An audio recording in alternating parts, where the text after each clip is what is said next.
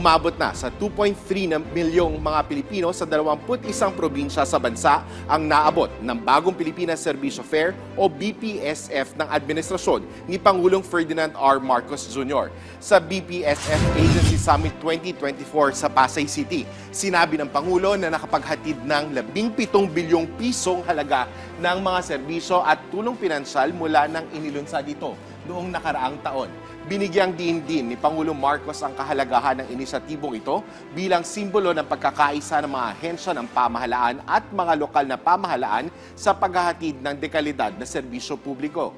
Pinasalamatan din ng Pangulo ang mga lingkod bayan at kawani para sa kanilang dedikasyon at hinikayat pang ipagpatuloy ang kanilang pagsisilbi para sa kapakanan ng bawat Pilipino sa ilalim ng bagong Pilipinas. Ang BPSF Agency Summit 2024 ay magpapatuloy hanggang bukas, August 21, 2024 sa PICC.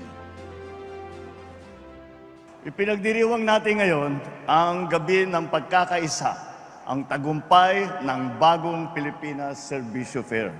Ang BPSF ay naging simbolo ng ating pagbibigay serbisyo sa ating mga kababayan, lalong-lalo na yung mga nasa malalayong lugar ng bansa na kung minsan hindi nararamdaman ang tulong at serbisyo ng pamahalaan.